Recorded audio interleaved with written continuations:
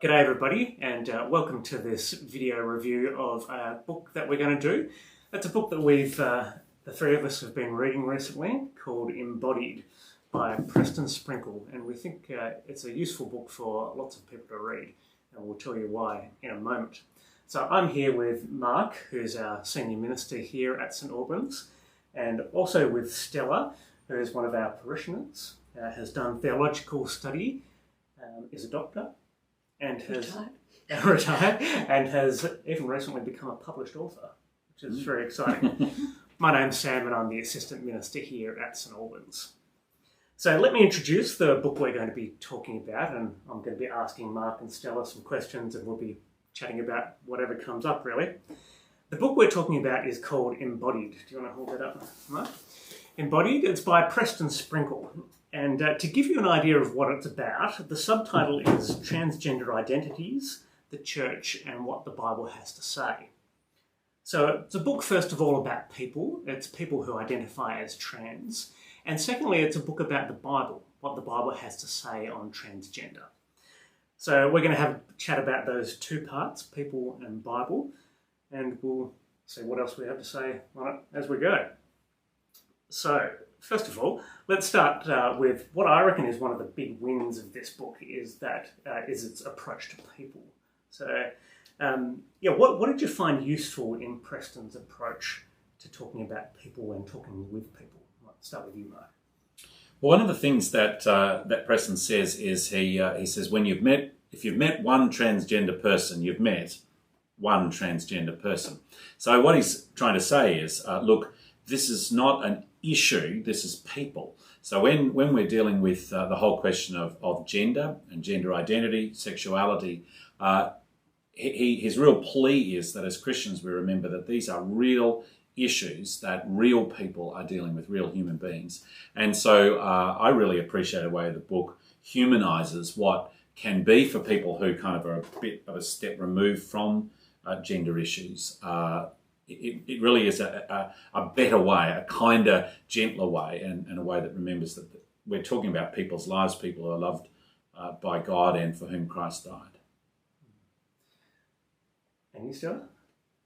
Yeah, I found the same things, that his approach was very much based on individual people. He had lots of friends who were trans. He wasn't talking in a vacuum, he was talking from experience.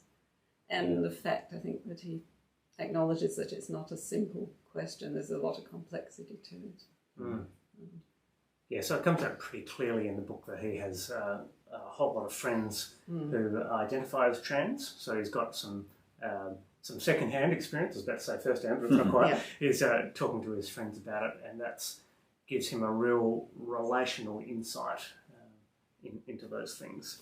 I think also, Sam, the other thing is a number of the friends that he has who are trans are Christian people who are trans. And I think it's the opening story that he gives is of this incredible experience of a friend of his who'd identified as being trans as a young person, had really been kind of just pushed out by his church in a really kind of unkind way, and had then actually some years later come back to Christ through the immense kindness of a local church, and had come back to following Jesus, and is still living his life as a Christian person. I think he emphasised that you need to become a Christian first. It's not a case of change and then become a Christian. Yeah. Yeah, so one of the things you mentioned, Stella, is that he recognises that situations are complex. One of the things I found really helpful was where he looked at all the different things that people include under the word trans, and he very helpfully says that what it means to be trans that has a different meaning depending on different people. So I found going through the whole range of different things was very helpful. Was it? Plus all the intersex variations as well. Yeah, that's right. Yeah, he talks about intersex conditions as well. Yeah, it really mitigates against being able to come at this in a very kind of narrow way, whether it's from one side of the question or the other. He says it's just simply not simple. You can't give simplistic answers in favour of the kind of the current trend, I guess, the popular position on gender issues at the moment. But you equally can't give simple, generic, generalised answers on the more conservative end either. Mm. Yeah, and as well as the complexity of all those different things, there's also the complexity of just how to interact with people. Because what he does really well, I think, is it gives... he disagrees with lots of his friends, but he loves them. And you don't see that a lot, I think, in particularly in popular culture. So Stella, you brought up then the intersex conditions. So he has a chapter on that where he looks at those. What did you find useful about that? Just that he covers the whole range of possibilities and the biological causes behind it, and what the possibilities are and what treatment's been offered in the past and how it's dealt with now. Yeah, so I think it was certainly elucidating for me to look at a whole lot of different intersex conditions, which I didn't even know existed. I thought it was very useful. One of the helpful things that he shows is that most people, even with intersex conditions, are identifiably male or female. And it was also useful to know that there are some very rare conditions that are absolutely confusing, that the body is not identifiably male or female. And that's, and also that individuals with intersex identify in a particular way themselves that may not be the way that they've been assigned at birth. Yeah, sure. Okay. Are there any other parts about how he talks with and about people that you want to bring up there? I think there's a real emphasis on, you can tell that he has bothered to spend the time hearing people's stories. He really knows the stories of the people who he's talking about. There are I don't know, several particular individuals who he keeps kind of coming back to their story, and he's clearly listened and heard, and I think the other thing is, it's not just listening and hearing and sympathising and so forth, but actually he's able to really affirm in a number of these people really positive Christian attributes about what godly people they are, about how they themselves are very servant-hearted and dependable as a Christian friend and so forth. So I think it's not just let's just kind of have sympathy here, but actually he really honours a number of his friends as followers of Jesus. And he also acknowledges that he's shown the book to all these friends, and some think it's wonderful and some are not so sure. Yeah, that's right. So it's passed by a lot of people who've read it. One of the things I found useful is that the shape of the book kind of mirrors the shape of his relationship with people. So the first few chapters are heavily relational and just talking to people, finding out what people's experiences are, and passing on what he has learned about people's experiences before he then gets into the Bible and starts thinking about what the Bible has to say. It's worth going through all that, all the relational chapters at the start, because it really sets the tone for then how to interact with people with teaching from the Bible. Yeah. I mean, I found it almost shocking in the sense that I think, we're so accustomed to there being, if you hold a conservative, evangelical, reformed biblical position on something, so often the interaction with people who don't agree with you has got kind of very sharp edges to it. And so as I was reading the first few chapters there, I'm thinking, oh man, where is this guy going to go on this? Because he was just so generous and warm and kind. And I think that just lent so much more power then to him saying, this is what the Bible says. This is God's way for human flourishing. He also has a lot to say about the way we box people into genders, and even for cisgendered people, there's this idea of, the ladies have tea parties with cupcakes and the guys have a barbecue with beer. What happens to the woman who'd rather go to a barbecue, or the guy who'd rather have a tea party? Yeah.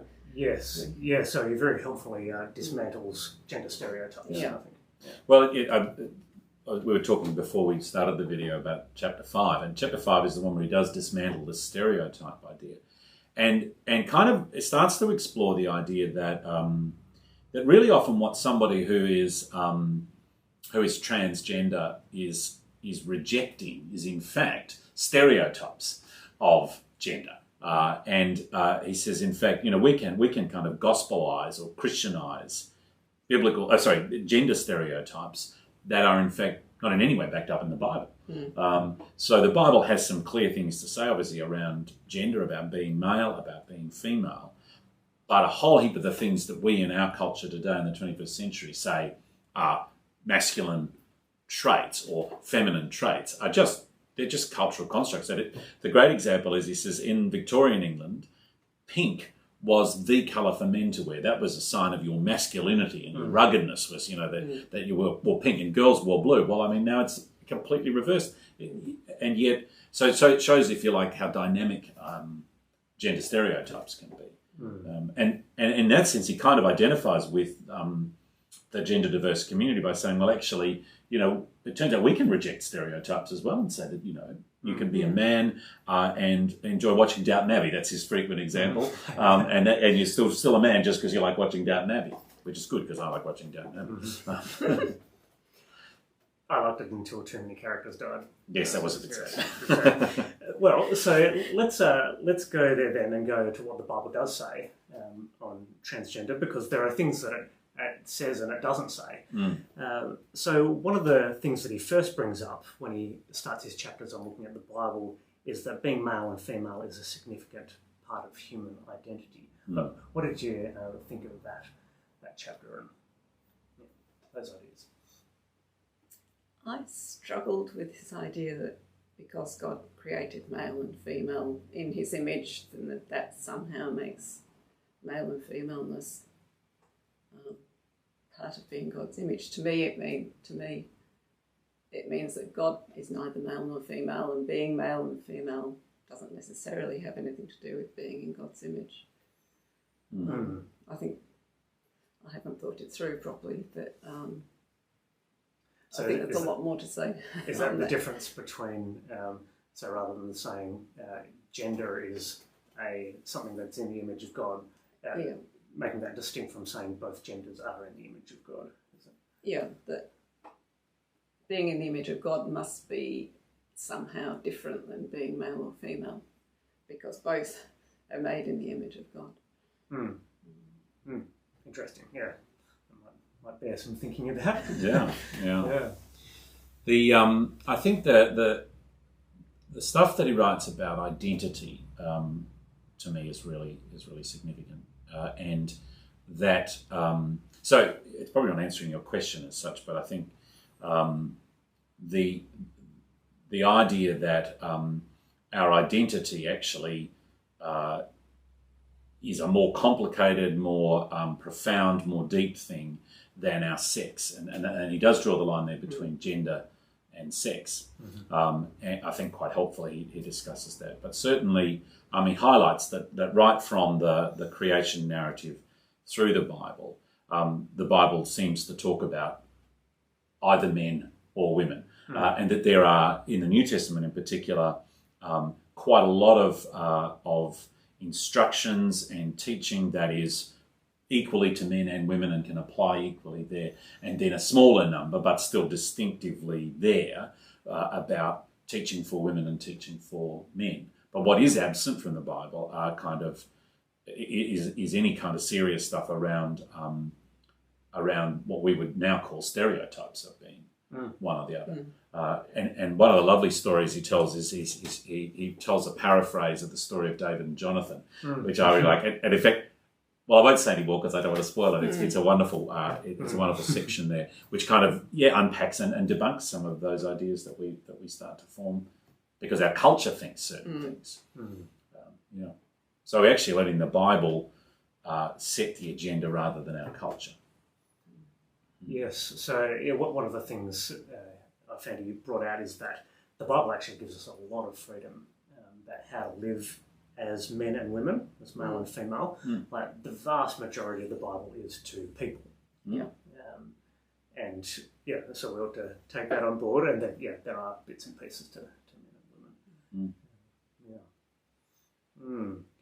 So one of the things he brings up is that so identity is not wholly based on being male or female, but that is a significant part of what it is to be human. Yeah.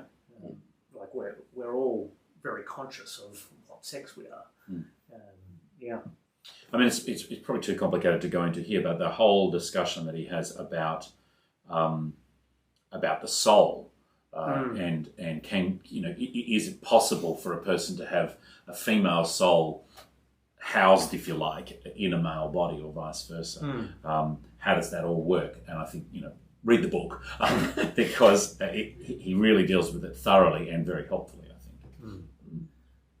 Yeah, so he ends up landing in sex as a biological category, not a spiritual one. I think that was very helpful, seeing how the Bible talks about our sex is about our bodies, actually, and that's an important thing.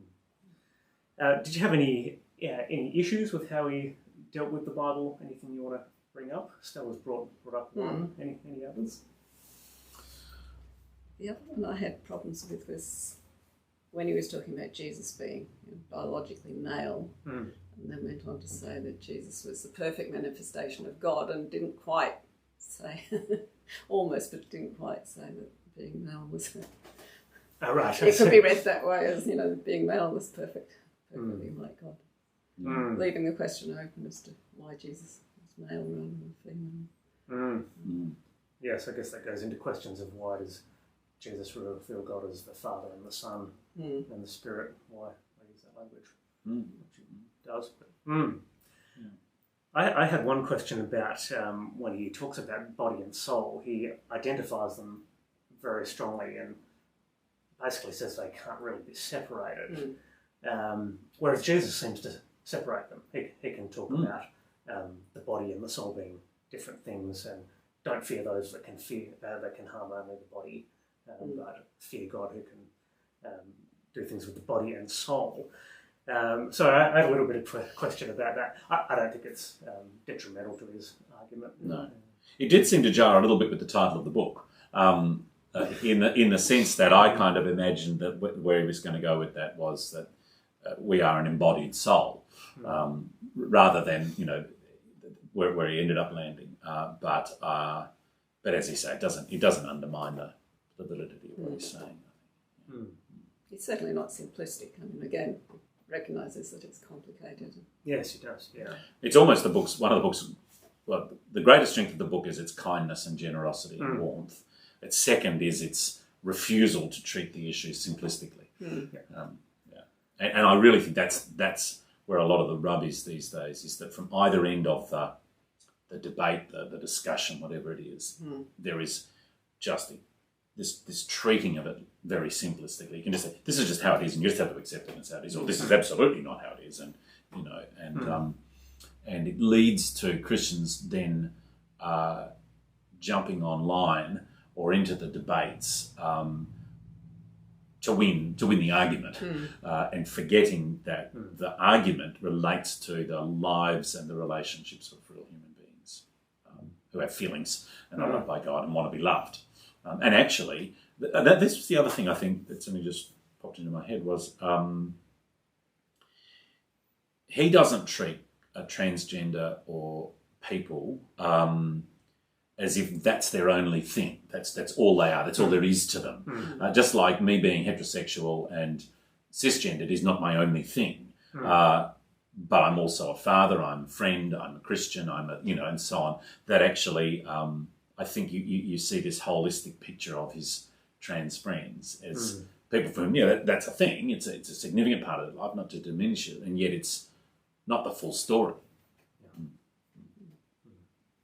So I think those are the two major aspects of the book. There's his approach to people, which is warm and pastoral and very generous and wanting to get to know people and their experiences. And there's also looking deeply at the Bible, taking the Bible seriously, taking it as authoritative, and looking at what it says about gender, and seeing that sex is a biological category, and there's lots of freedom when it comes to not conforming to gender stereotypes.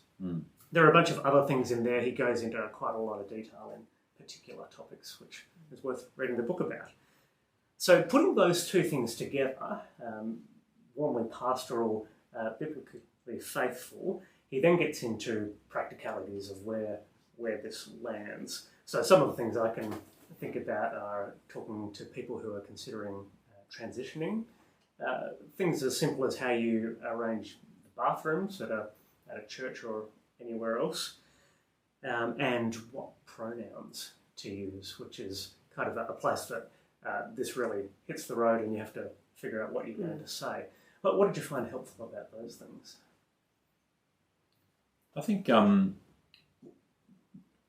having a willingness to be generous about things like pronouns, I think, was interesting because, and not just sort of, oh well, I'm going to compromise on this just so we can keep the conversation alive, but rather to say, well, look, to actually take the time to think about what am I prepared to do to be generous towards someone. And I think I'd probably, before reading that, held a fairly kind of clear line that no, if I was to use a person's preferred pronoun, which wasn't the pronoun that related to their biological sex, well, that would be me participating in some kind of dishonesty around that.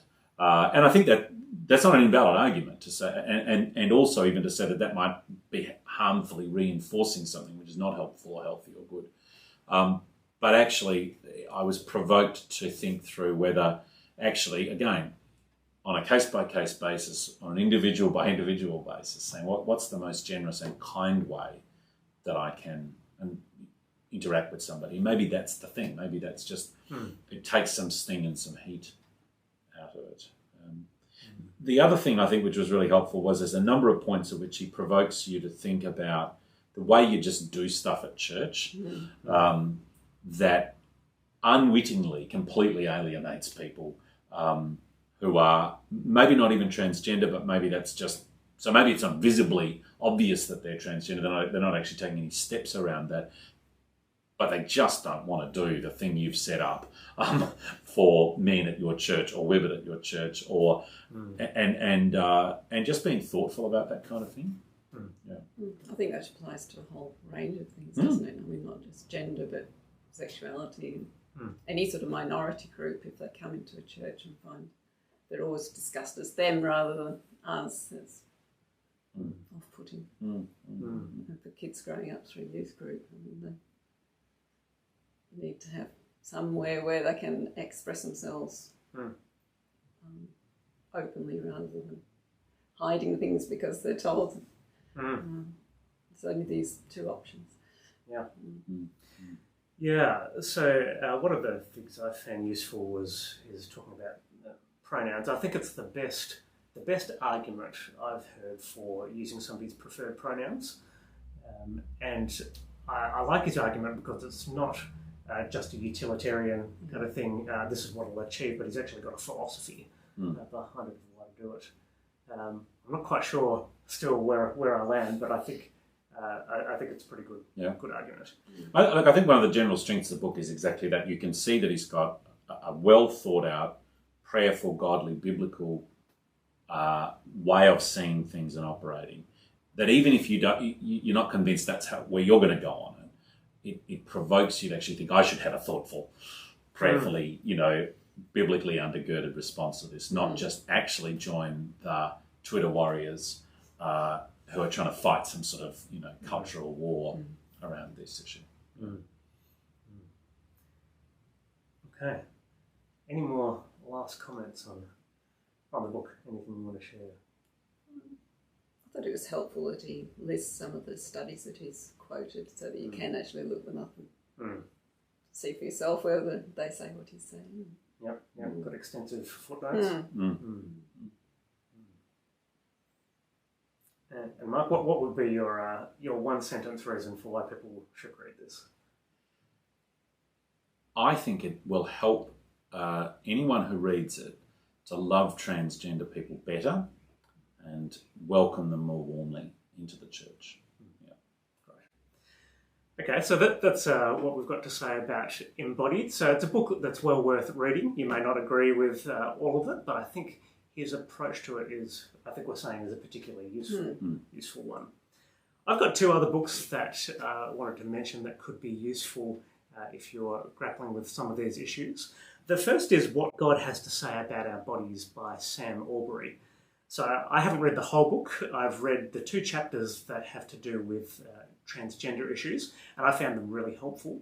It's a book which is not limited to trans issues, but kind of looks at what the Bible says about our bodies in general.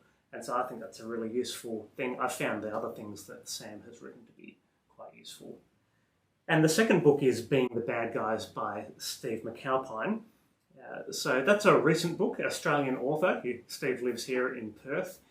And he's written a book about how the church should approach our culture when we find ourselves actually disagreeing on lots of things. And similarly to Preston Sprinkle's book, I think Steve has a way to approach those things which I think is quite helpful. So we may even talk about that sometime later. So I hope you found this useful. Embodied, you can get that from Koorong. Thank you. You can get it from Amazon, anywhere you buy books from online. We think it'll be useful for figuring out how to deal with this topic and how to love transgender people. Thanks.